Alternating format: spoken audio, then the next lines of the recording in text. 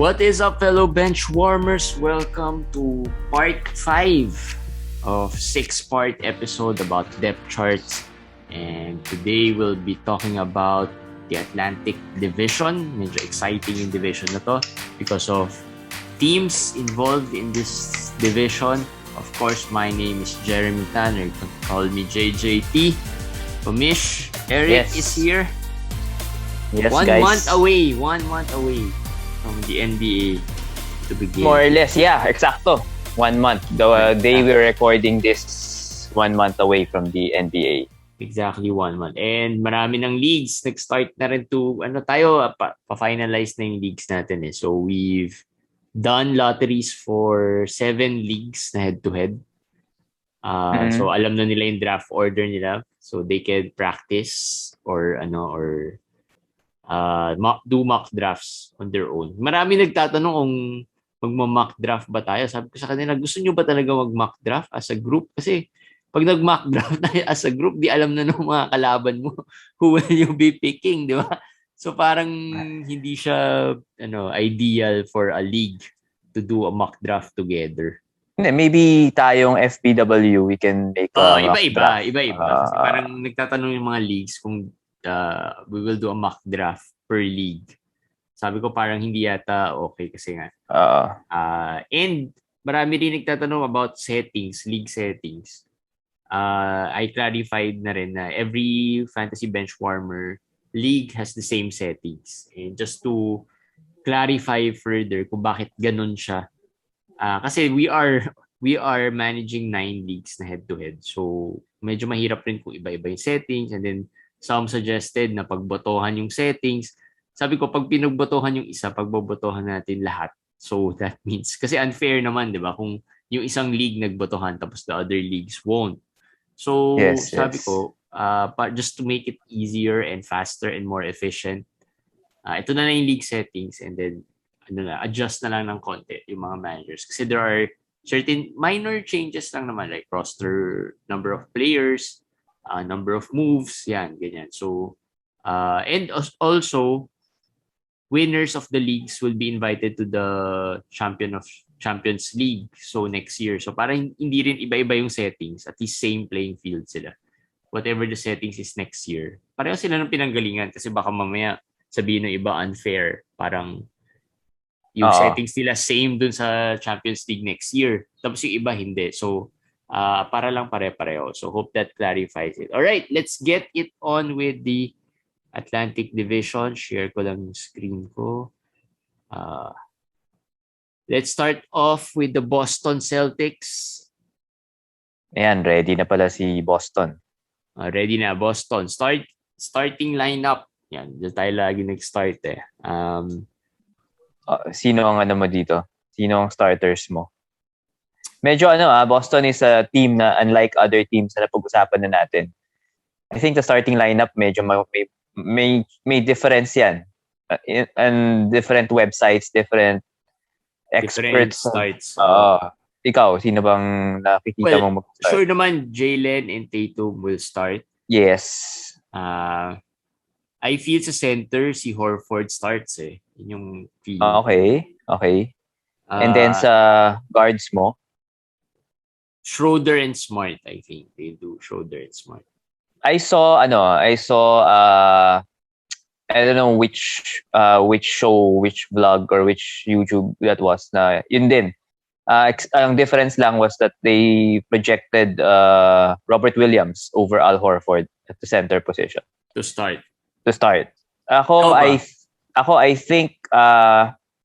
I think Robert Williams will start, and I think Josh Richardson, kung ano yung nandito sa NBC Sports na to, I kind of think na ito yung mangyayari because I think Schroeder is talagang mas bagay as a sixth man, and I think Boston knows that. They signed him not naman to a big contract, it's just a flyer of a contract. So I think off the bench yan.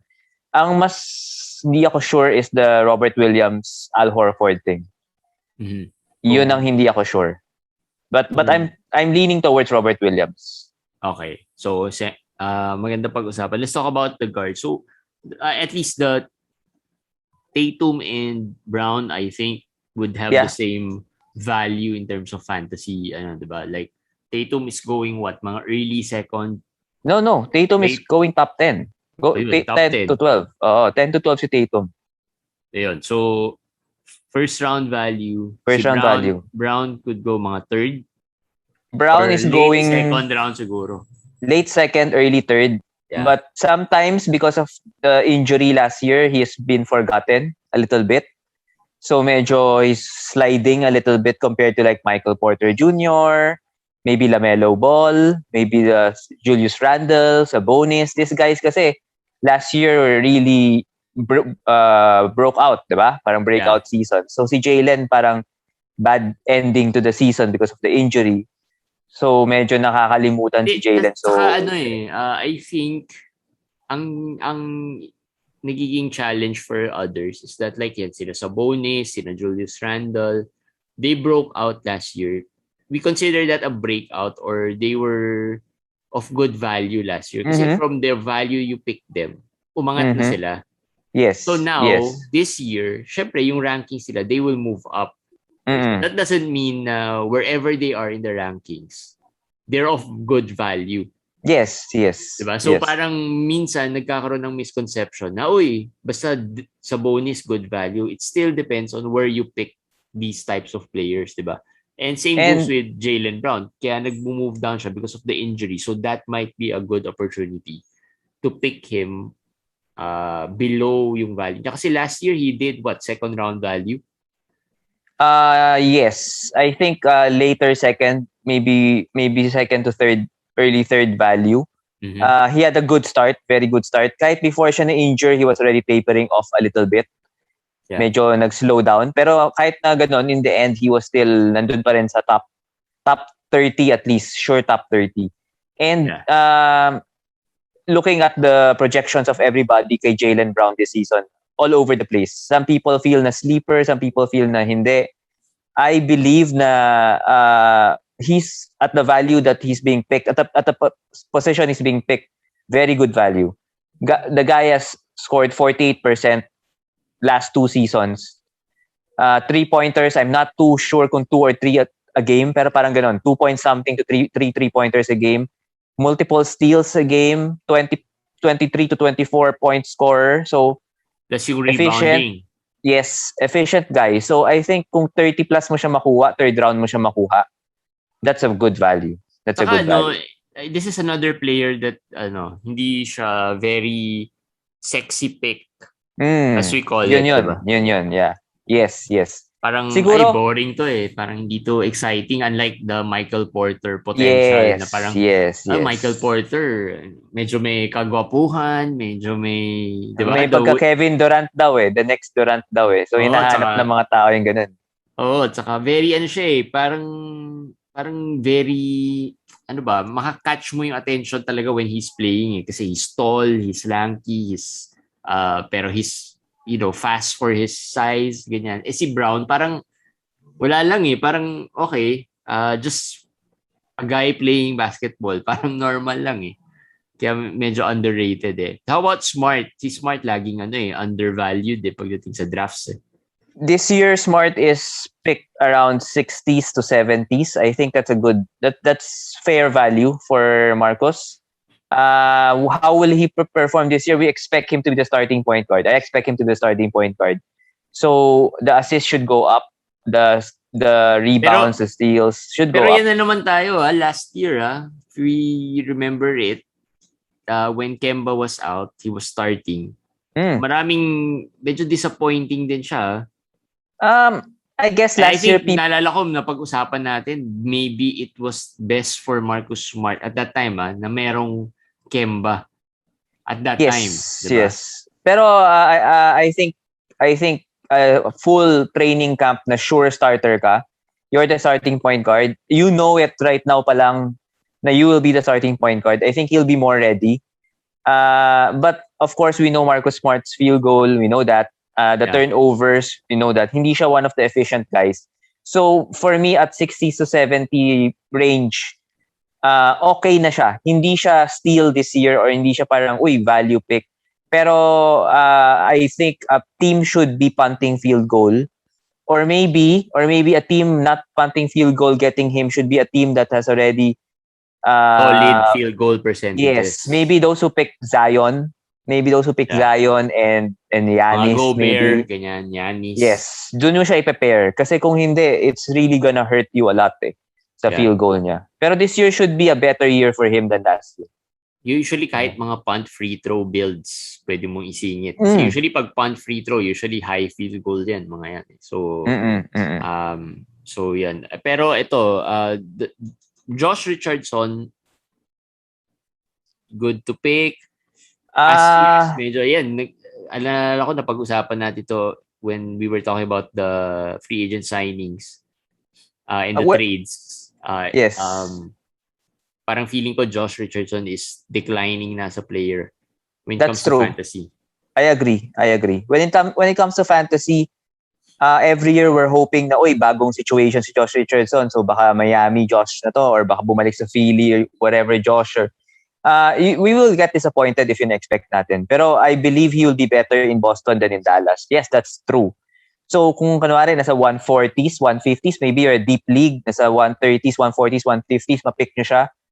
I can see a scenario where he can beat that range that you picked him. So may potential to be a better value than pag pinik mo yan sa top 120, medyo lugi ka doon kasi masyadong mataas. Masyadong mataas. So at this point, Josh Richardson wala na ring name value. Kasi minsan managers pick because of the name value. Josh Richardson to. Solid to. I mean, naalala mo yung mga Josh Richardson of old, lalo na pag matagal ka na naglalaro ng fantasy, di ba? Parang naging specialist Ngayon, I think kung makakuha ka ng 1.5 steals. Parang wala na. Hindi, kung makakuha ka ng 1.5 steals and maybe 1.5 to 2 3-pointers, siguro ganun na lang expect mo sa kanya Siguro ganun na expect mo sa kanya. And if you get that, okay na. If you get, pag in-expect mo na, maka 15 points pa yan, maka 4 assists, 5 rebounds pa, mga ganun, you'll be disappointed. Diba? Moving on to the center, ito yung medyo yan. Shady. If you look at the depth chart, ang weird nga ng depth chart nito power forwards and centers. 4 to 5 man. Although Tatum, I don't think is a power forward talaga. But he started He started at power forward last year. Yeah. So he will play there. 4-man deep ang rotation. Of course, I guess the top players that we can talk about here really is Al Horford, Robert Williams, and maybe a little bit of Enes Kanter. Or if maybe players like Juancho Hernan Gomez will be given some playing time or Jabari Parker. Kasi these players naman, when given playing time, pwede. Pero at this point in their careers, parang hindi na masyado Pero Williams, Kanter, and Horford, yung maganda pag-usapan sa depth chart, kaya maganda tong episode na mapapanood nila. Robert Williams is picked sometimes in the 40s, sometimes in the 50s. His ADP right now, I think, is at 45 to 53 mga ganun And his ranking is around that range din. I know his per minute, per 36 minutes per minute stud to Pero, tama ka. Look at the depth chart. Even if Tatum doesn't start at 4, let's say small forward siya mag-start, you start Horford and Robert Williams. They have kind of a lot of players. They have Kanter, they have Hernan Gomez, who I think can be a sneaky player. Pag small ball, they sometimes play Grant Williams. Yeah, so actually, may Jabari Parker ka pa nga dyan So parang medyo maraming players na pwedeng gamitin. And I just don't trust na Robert Williams will be given 30 minutes a game. I don't know if they will do that even if he was given a $17 million a year contract. Hindi ko alam So, asking me if okay ba yung 40 plus range niya, pwede. It's risky, pwede. Pero siguro I'll pass in a sense na I'll get a better center, a better value na center a couple of rounds after or maraming centers sa range na yun There's a lot of centers in that range. And I would go for a more sure player. Pag-usapan natin, maraming centers maybe sa round na yun, pero let's say, not just in that round, but in this rotation, would you rather have Horford over Williams? Hindi naman. I would rather have Williams. Okay. Pero I'd rather have Horford, let's say I get him at 110, 120. baka mag-Horford ako. In the value lang. I'm just saying the value. Pero if you're comparing Horford and Williams right now, syempre Robert Williams. Kasi if field goal mo, medyo mataas talaga. Medyo 60 plus 63, 64%. Tapos 3 blocks, 2 blocks, easily. Rebounding, medyo okay din. So, talagang siya, para siyang what we hope Mitch Robinson would have been. Ito siya. Ito yung nagawa niya last year and I think kaya pa niyang gawin going forward. Pero yun nga, will he get 30 minutes or even 25 minutes? I have my doubts. Will he be able to play a good number of games? Kasi he's been known to be injury prone. Yes. Rin diba? So parang parang itong Robert Williams, parang ang expectation, parang siya, he's better pick na sa mga 80s siguro. Pero hindi masyadong mababa ata dun. Masyadong mababa. I think 70s. Yung 60s nga actually okay na yun for him. 60s okay. Who would you rather pick ngayon? Boucher or Robert Williams? Robert Williams. So, parang kasi feeling ko they're on the similar similar situation eh. Nasa Atlantic ang Toronto? Nasa Atlantic ang Toronto, di ba? Yes, mamaya so pag-usapan natin. Naalala ko lang kasi they're probably on the same boat. I'll be talking about per minute stud and then uncertain playing time. Yan ang I'll be talking about Robert Williams mamaya. Boucher. Si Robert Williams hindi naman galit yung coach niya sa kanya. So wala tayong ganong issue. Pero bagong coach nila. Yes, pero hindi ko tingin ko lang na hindi siya pang 30-minute a game player. Parang Mitch Robinson nga. Yeah. Parang ganon. So, sa 40s, mag-example na lang ako. Parang Nerlens. Sa 40s, mag-example na lang ako. Si Clint Capela is in the 40s range also. Although he's being picked early, a few spots earlier than Robert Williams. Pero halos magkasunod lang yan eh. Halos magkasunod lang yan. And I would 100% every day, every night or whatever, pick Clint Capela. Ngayon, sabihin nyo, after Robert Williams, wag naman yung before. Kahit na magkasunod lang yan, syempre maunahan kami. I would rather have Nurkic. I would rather have John Collins. Even Jonas Valanciunas a little bit lower. I'll pick him. So, mas gusto ko yung values at the later rounds na lang kukunin ko over spending 40 to 45th pick on Robert Williams. Kasi ang malaking difference nun ni Robert Williams to the players that you mentioned is at least their playing time or their spots are secured. And they're proven na. Meron silang track record. May track record. This is Robert Williams. Medyo risky pick siya eh. You don't know what you'll get at least. Hindi mo rin alam anong playing time. Pero high risk, high reward. Kumbaga. Yes. Kung ganun ka maglaro, okay. Pero 40s is still too high eh. Parang mga 50s pwede pa eh. 40s for me parang medyo mataas a little high. A little high pa. So yun, that's Boston. Sino ba ang next natin? We have the Brooklyn Nets. Okay, Brooklyn. Isa pa yan. Wala yung Brooklyn Nets. Brooklyn Nets, I think alam na natin yung big three, Harden, Kyrie, and Kevin Durant will start. It's clear naman Joe Harris is that fourth guy there. And then ang center nila ang siguro mas unknown. Sino ang starter? Ako, tingin ko si Blake Griffin. Pero ikaw, sino ba tingin mo? Sino ba ni-start nila nung playoffs? Blake, no? Blake Griffin. Small ball sila, no? Hindi, kasi the big three didn't play together.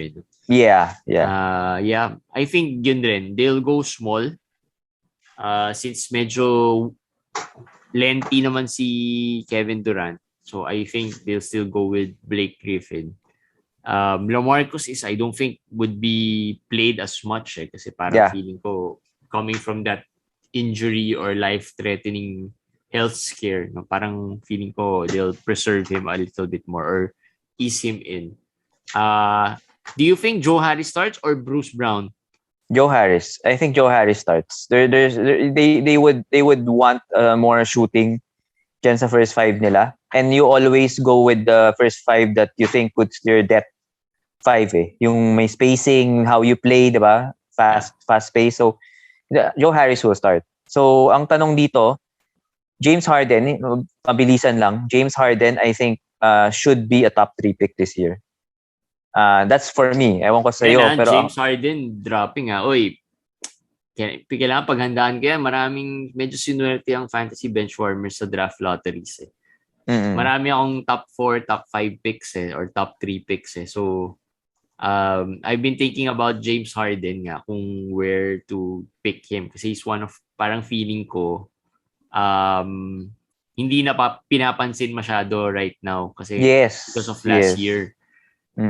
So parang feeling ko good value and mas napapansin niya si Durant which is feeling ko too high naman where he's being picked. Ang hirap yung kay Durant Okay, James Harden top 3 dapat, agree ako sa'yo, and I think bounce back top here. Top 3 or at least top 5. Top 3 or at least top 5. Ako, I can you guys na after Jokic After Jokic and Steph, feeling ko yun yung consensus na top 2. Jokic and Steph. And then I think Harden na ako dun I mean, pwede kang top 5 in the sense na if you want Giannis, pick Giannis and then punt free throws. I would understand that and maybe put Harden fourth. I would get that. Pero outside of those, no way you pass on Harden. Hindi, kasi kaya ko lang nabanggit na top 5 kasi Harden's not been going sa top 3 diba? So parang yun nga So parang if you're kasi parang Jokic, Steph and then Giannis, yun yung mga yung mga sikat sa top 5, top 3 picks Nasisingitan ng Luka kasi. Nasisingitan ng Luka. Luka pa plus Luka. Nasisingitan ng Luka, pero I think Harden should be picked over Luka talaga. Yeah, players like Harden and Karl Anthony Towns nagda-drop in the rankings or in the draft positions. Pero safe to say top 5. Safe to say top 5. Safe, yeah. Yun yung sabi ko, top 5 I think he should be there sa top 5. Etong KD and Kyrie ang pag-usapan natin, mas interesting. Sabi mo too high si KD. He's actually 6th, 7th, may minsan nasa top 5 din siya. Those values for me are too high. I know per minute, per game, per whatever, talagang magaling.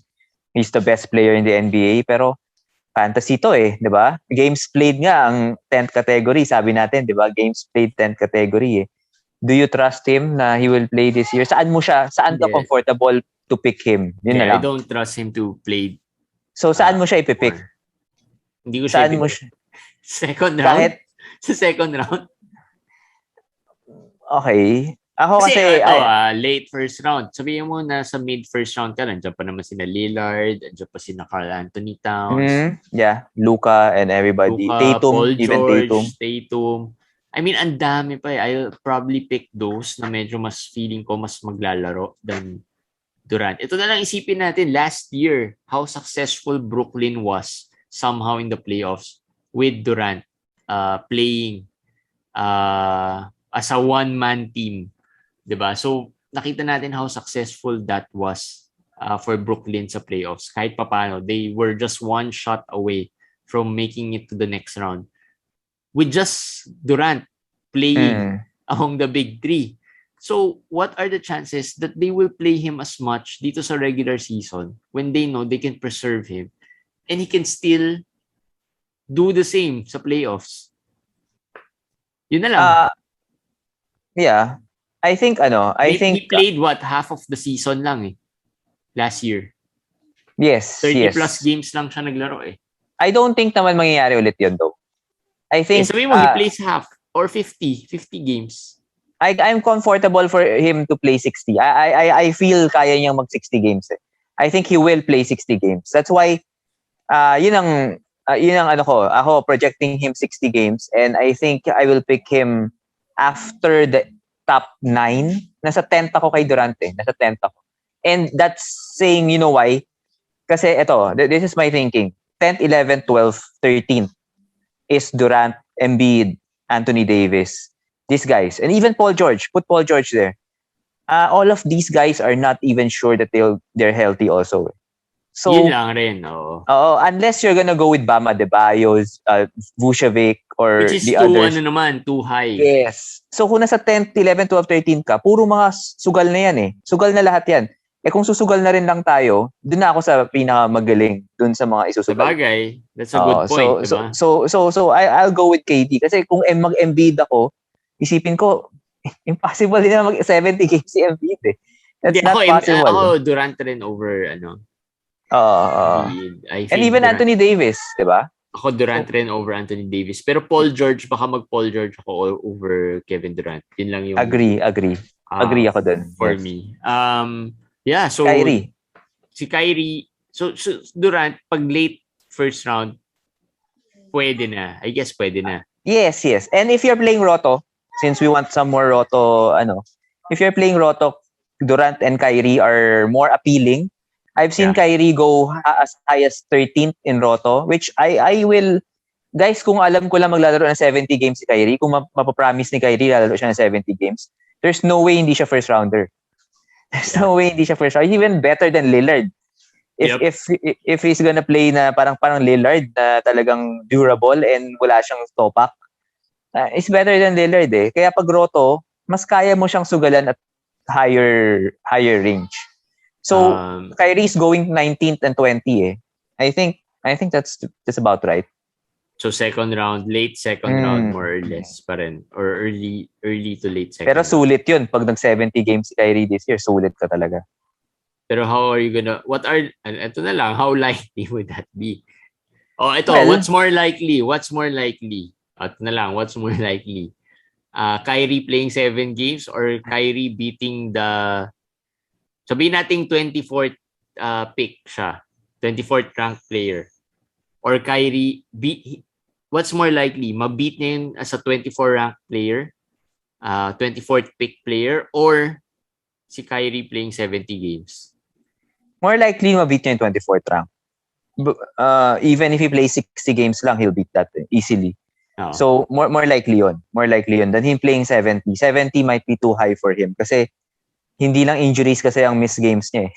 Merong birthday, may party. Or yung when I feel like it. Well, hindi naman natin pinagkatawanan ng mental health issues, no? Pero may ganun pa. So, hindi lang physical eh. So, when I feel like it, kasi last year, di ba? Sabi lang niya, he just didn't feel like playing, di ba? Sinabi niya ngayon na kung i-trade siya ng Brooklyn, he'll retire. Retire, yes. So maraming mga nakakatakot na mga statements. Which is weird, diba? Kasi parang, I don't think Brooklyn has ever thought of trading. No, kasi there was Nick Wright, I think, was the one who's saying Brooklyn should trade Kyrie for Ben Simmons. Pero lang yun, just one person trying to gain attention, di ba? Alam mo naman, medyo slow ang NBA news ngayon, so kailangan medyo may interesting take ka. So naglabas ng konting, pakulo. Tapos yung agent ni Kyrie bigla na lang humirit ng ganon. Siguro para lang magsimula pa lang yung rumors, nip it in the bud na parang, sige, pag-isipan niya yan, magre-retire na lang ako. So parang ganon. Diba? So I think that's the story. Okay, let's move down the outside of the big three, no? Sa center, any player here, of course, Joe Harris would probably be, if you're looking for a 3-point specialist, ito na yung best siguro. Very late. Should pick him later, way later. Maybe 130, 120. Ganon. Pero is he, kasi he has been, di ba? Known naman Joe Harris as a specialist sa threes. Yeah. But I think with the big three, nabawasan talaga yung role niya, unlike before. Kasi before talaga, he's probably considered one of the best 3-point specialists, di ba, in the league. Yes. So ngayon, wala na rin talaga. 3 points. Pero meron pa rin 3 points. Pero 3 points... Duncan over Joe Harris na parang ganyan. Feeling ko parehas lang sila. Lang. Sino ang akin lang 3-point specialist? Ang akin lang, ang daming 3-point specialist ngayon eh. Even Tim Hardaway, kahit nga hindi siya Tim Hardaway, magugulat ka nga, si Lonzo Ball nga, naka 3-pointers sa game last year. Na-expect mo ba yun? So parang, daming 3 points. Wala na, ang dami ng 3 points. Kaya nga parang don't go chasing for it early in the season, early in the draft. Kasi ang dami. So Joe Harris, last few rounds, gusto nyo pa nadagdagan yung 3 points nyo, go. Last few rounds. Okay. Millsap, Blake, wala. LaMarcus, Claxton. Let's talk about Claxton. I would have wanted Claxton to, one of my favorite picks sana to eh. late rounds. Ito yung one of my sleepers na ilalabas ko sana. Kaso lang, nasira with the entry of LaMarcus eh. And Millsap. Hindi lang LaMarcus eh. Millsap pa eh. So, last year, he had 1.1 steals and I think 1.7 or 1.8 blocks. Ano to hindi per 36. Yun ang average niya nung naglaro siya. Yeah. And then the rebounds was there. Very, very fantasy relevant and friendly stat line. I don't know if maybe they will rest those veterans and then play him. But ang daming veterans ang kailangan mag-rest for him to play. Yeah, and looking at the depth chart, ang lalim rin ng power forward in the center position. Millsap, sino pa? Although, of course, James Johnson is James there. Johnson. Ayun pa. Hindi ko alam how they would play Dumbuya kasi parang, di ba, before he's been played here and there paminsan sa Detroit, di ba? So, ang hirap rin and if they go small. Pero Nick Claxton has been the beneficiaries lagi ni James Harden. So when James Harden, di ba, last year, when James Harden is on the court, siya yung major beneficiary ng mga James Harden pick and roll passes. So it's siguro something to watch out for pagdating ng season. I think I'll be comfortable picking Claxton pa rin the last few rounds as a gamble pick. Yung mga pero risk, high not risk, high reward. Probably yung mga gusto ko mag-risk lang ng konti, take a little risk kasi baka may possibility he plays a lot. So yeah. So yun, that's the Brooklyn Nets. We move on to the Knicks.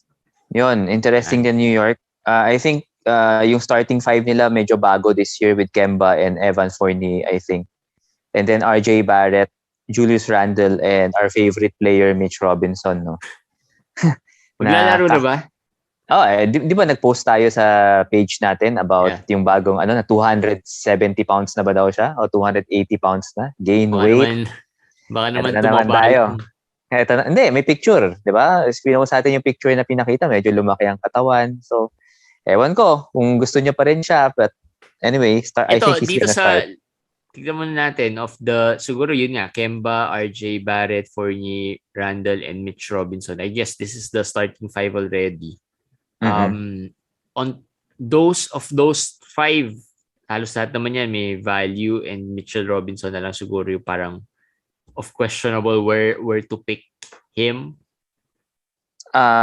Yes. I'll just classify them sa good value, just right, saka sa don't pick. I would put Randle just right. I would put Kemba and Randle and Fournier, I think, are just right now. Tumaas na yung rank ni Fournier, so medyo okay na. RJ Barrett and Kemba are feeling ko medyo good values. Especially Kemba. I have a feeling Kemba this year. Anong value Kemba ngayon? Nasa 70 si Kemba ngayon eh. Okay. He can easily be top 40 guy this year. Okay. And remember, last year, bumalik siya. Medyo maganda yung performance niya with Boston. Although injured siya start of the season. Pero he can easily be top 40, especially playing in New York, which is his hometown.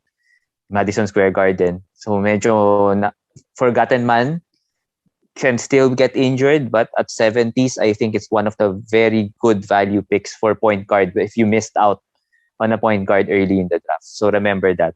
And RJ Barrett also. I think I just feel na he can get to top 100 this year. I think may progression naman siya, may improvement. And a little improvement sa 3 points gets him there. Last year started really well, pero again, still, wala eh. Like the RJ Barrett of old, up and down ang game pa rin ni RJ Barrett. So pero after 100 kasi, pag nasa 90 ka na, pag nakita mo yung matitirang players, lahat may question marks na. So kung nasa 100 plus ka na, I will gamble on RJ Barrett. Kasi meron pa siyang potential. So that's where I see it. And he has, hindi ka mag-worry about playing time. Make sure meron. Yes. Yung yung okay. Mitchell Robinson. Ewan ko sa'yo. Pero ako, nadali na ako. Every year ko pinipick to eh. Hindi, anong good value to pick Mitchell Robinson? Kasi 2 years ago, he was super high eh. Second round value. siguro last year bumaba siya. I think he went mga third, fourth. Pero hindi pa rin niya na-meet no? Hindi pa rin niya, disappointment pa rin siya last year even laging in that disappointment yung games kasi, laging injured. I would pick him. I would not answer it as saan range. I would pick him if I really am desperate for blocks and rebounds. Kunwari, naunahan ako eh. Naunahan ako dun sa big man round, which is the 4th, 5th rounds. Big man round yan eh.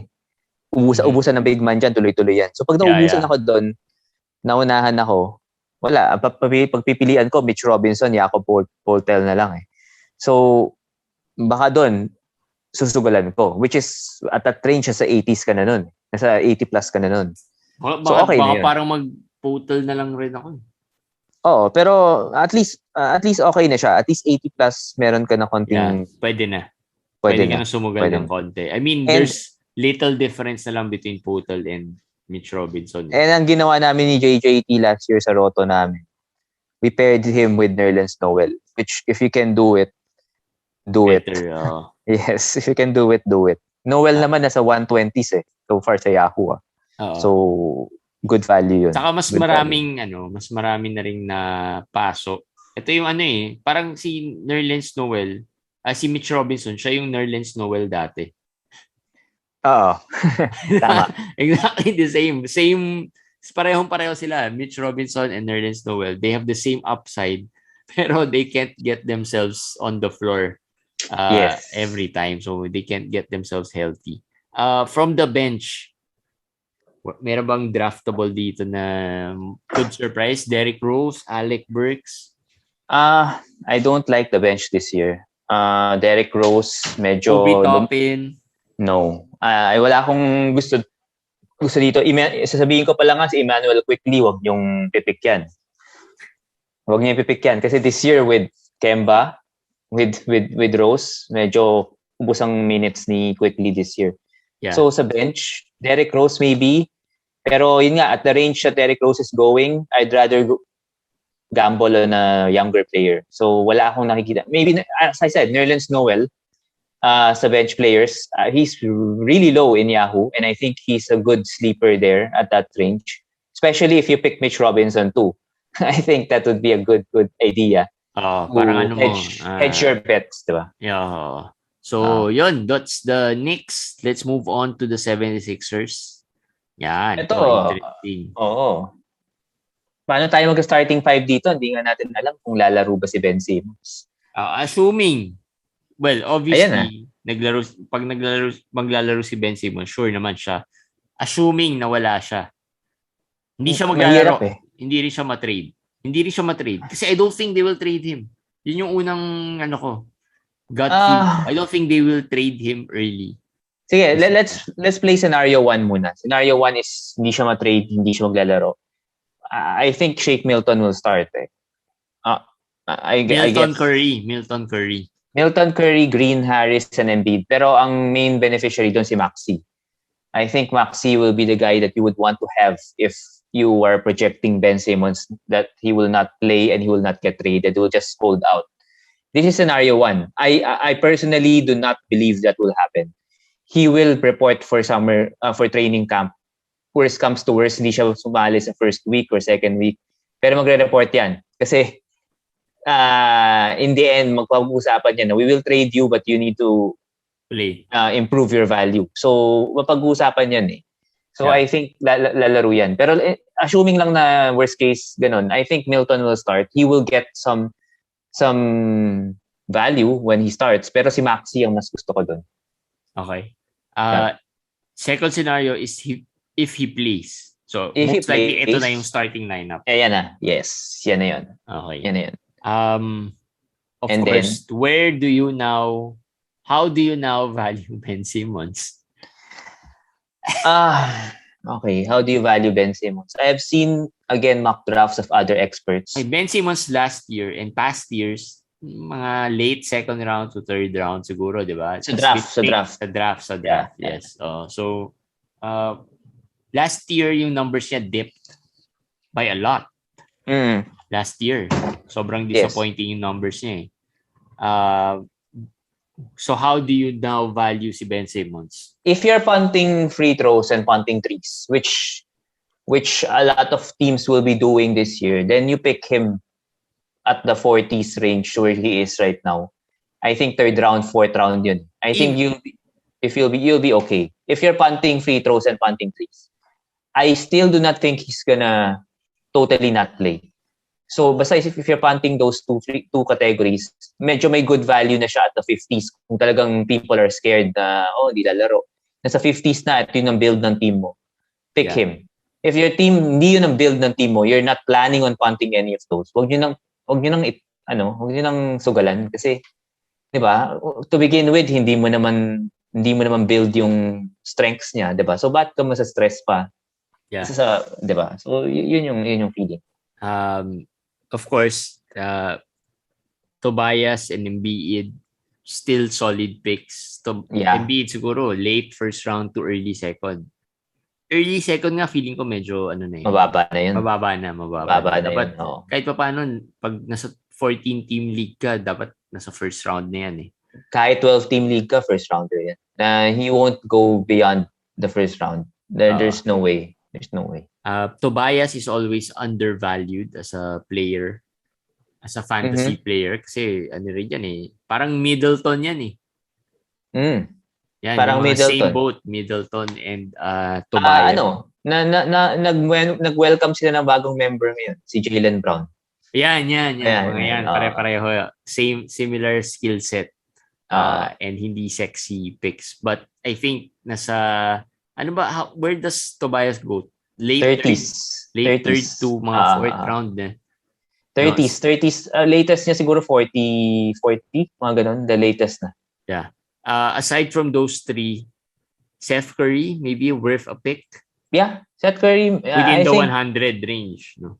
I would hope after the 100 range. I've seen him go earlier in the top 100 and I feel that's too high. For someone na wala naman siya ibang gagawin kundi mag 3 points at mag-score. Wala namang assist to as a point guard. Walang steals masyado. I think 110 to 120 dapat yun.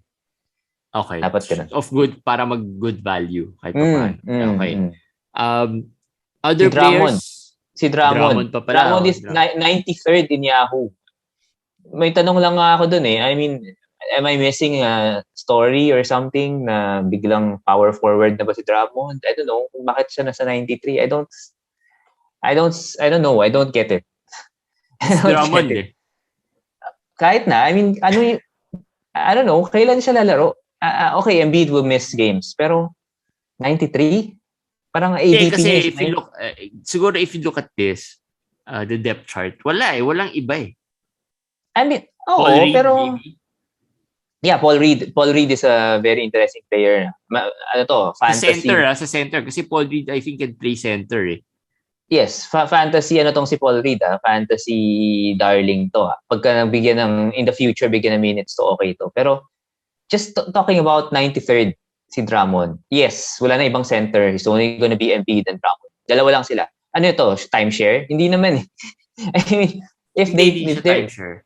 But I think ang malaking factor dyan is that they're banking on Embiid, missing time. Of course, hindi naman laging healthy si Embiid. Plus, wala nang ibang backup eh. Hindi, handcuff. Pero, I would get it na makakalaro siya ng 20. Pero 93 is a little too high, especially considering yung performance niya last year. Sige, 18 minutes. Bigyan ko siya ng 18 minutes. 93 is too high. Maybe 130. Hindi naman siguro. Makaka-20 plus naman siguro. Paano nga? Yun nga tinatanong ko sa inyo. Paano nga? Kasi hindi naman pwede magsabay si Embiid at si Drummond. If you're gonna put Embiid at 20, you're telling me that Embiid, put Drummond at 20 minutes. You're telling me that Embiid will only play 28 minutes? Sabagay. That's impossible. Sabagay. That's impossible. There's no way na kahit na injured nga yan, nagka 30 plus minutes yan eh. So there's no way. Unless they're gonna play together. So, actually, wala. Ako, stay away now from Drummond. Ayoko na. Oo. Lalo na kung 90 plus pipick siya ng mga tao. Sige, be my... Let them have it. Ito, another player na possibly could have value. Tybull. Tybull is always... Yun. Actually, last year, Tybull was one of the most sought after player sa playoffs ng fantasy. Kasi because of the steals and blocks. I think Tybul connected to Ben Simmons. Sa lahat ng nakita kong trade rumors, it's always Simmons and Tybul. So we'll have to wait and see. Pero if he stays with Philly, I do not see improvement dun sa ginagawa. Kung ano yung ginawa niya last year, feeling ko ganun ulit.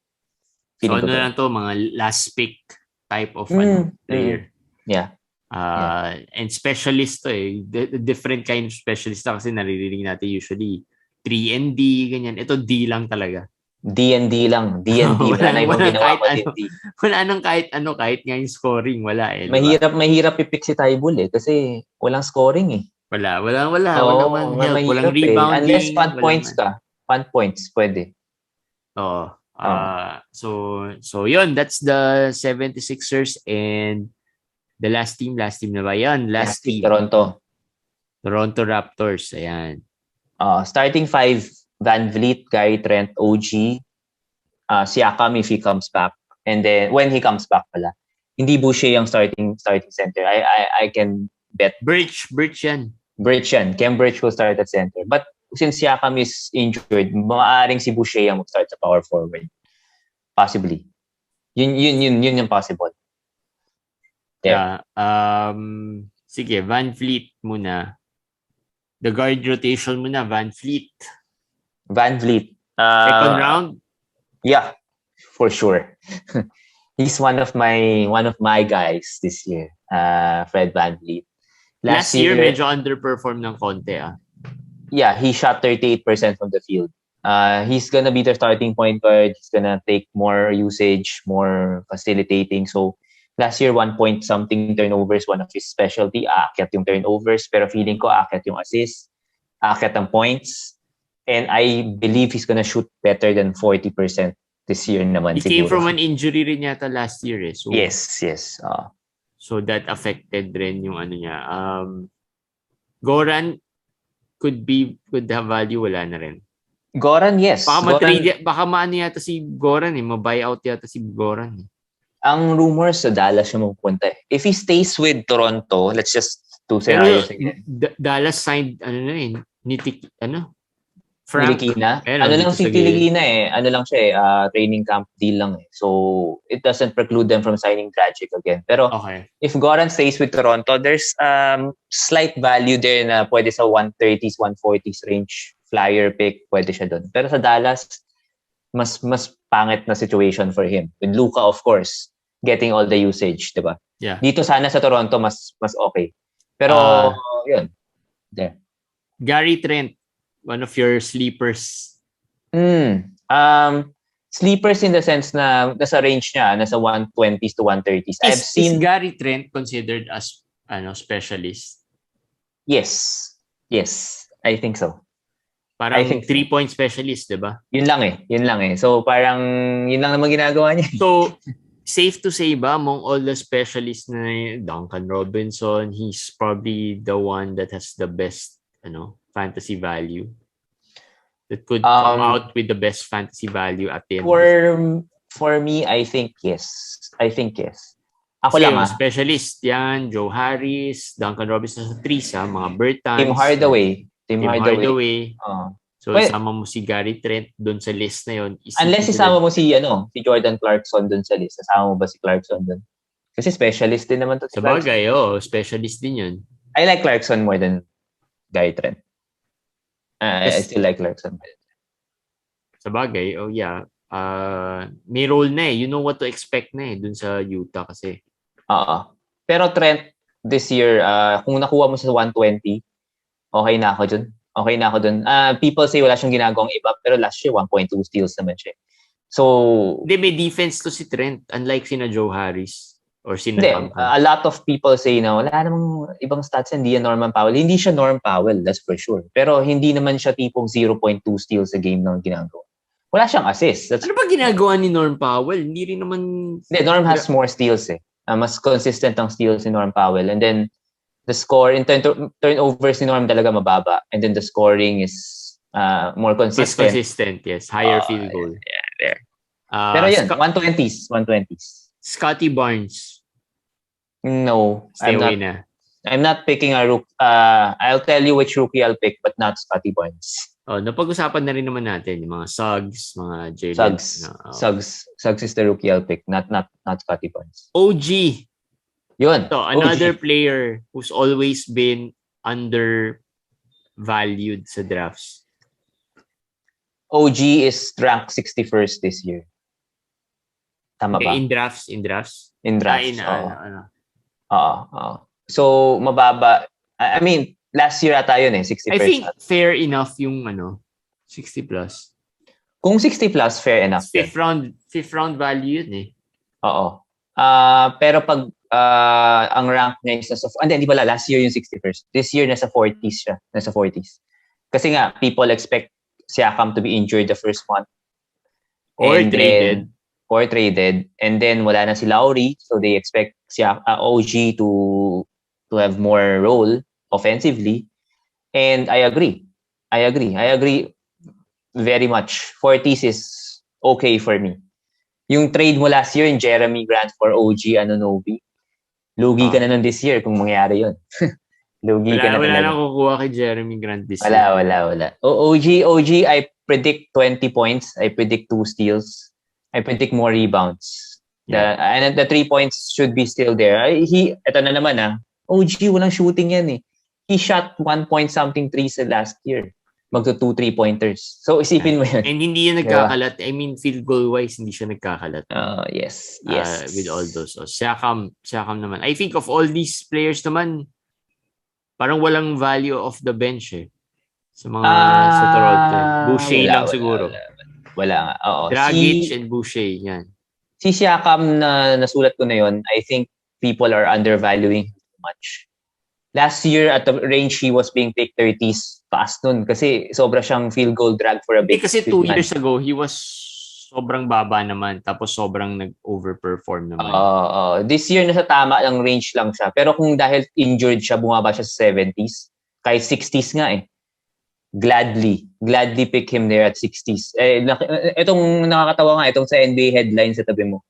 Nakalagay doon, Pascal Siakam doing some shooting and ball handling. So, alam mong malapit na rin naman siyang babalik Maybe misses the first 2 to 3 weeks or a month at most. Saka hindi naman yata sobrang serious nung injury. Hindi, shoulder. Shoulder naman Hindi naman knee or I mean, diba? hindi siya yung tipong mga close to an ACL or whatever, diba? Yes. Hindi siya super serious. Boucher, yan. Ito na, si Boucher. Okay. Boucher is being picked 60s. Pass ako dun. I'll pass. Sorry. After one whole year of, Boucher, medyo nabubuisit na ako kay Boucher. And hindi nagbago ang coach. I don't see anything that will change. 8th round. 60 is too high. 8th round. 8th round maybe, last year he was picked 8th round, mga ganyan. 8th round maybe. But my point lang is he's not gonna go there. People will pick him. And the thing is, last year si Aaron Baines lang ang kalaban niya. Ngayon, Cambridge and Precious Achiuwa. Feeling ko sumama yung Actually, rotation. yes. Kasi these are 2 players who can also, parang fantasy-wise, maganda yung value nitong dalawang players na to Birch and Achiuwa Yes. So, if hindi siya gusto ng coach, posibleng itong mga to would be the better options. Hindi na bata si Boucher Medyo may age na if Toronto is really wanting to invest on a young one, that's Achiuwa. And then Cambridge naman is way better than Aaron Baines. Way better. Last year naman proven he played well Diba? So another player yan na sought after nung playoffs ng fantasy Si Cambridge, one of the good flyer picks at the latter parts, the last few rounds ng draft for a big guy. So yun yung nakita mo sa depth chart I think he's gonna start at center. Yeah. So yun. Meron pa ba ditong may value? Baka abangan lang natin how the rotation goes. Kasi I don't believe na wala namang value yung iba. Eto. Kasi kunyari, like players sa small forward, kunyari, ito yung sure naman may papalit kay OG in in there. So, sino lang yun? Si Scottie Barnes yun. I just feel na if Goran is indeed bought out, Malachi Flynn will be someone to consider. Malachi Flynn will be someone to look at. Kasi wala na silang ball handlers eh. Wala nang Kyle Lowry eh. Diba? Gary Trent and OG, hindi naman ball handlers yan. So, they would need someone else to come up and, help VanVleet. So, that would be Malachi Flynn. So, then. And isa pa pala, I mean, yung power forward, if you look at it, after Siakam, wala na rin eh. So, Birch, Achua can move there to that position and have some value. So, yun din yung babantayan natin as siguro the preseason comes in, di ba? Yes. Yung titingnan natin how that works, yung rotation na yan. Kasi very shallow yung bench eh. Na for sure dyan, merong 1 or 2 players that would be given playing time. So yun yung aabangan natin, which of these players would be given playing time and could contribute. So yun, that's it for the Atlantic Division. Up next is the last division, which is the Pacific. Syempre, minove natin yung Pacific to the last kasi nandiyan yung Lakers eh, of course. Pag-uusapan natin yan. Alright, so that's it for this episode. We'll see you in the next one. Bye guys.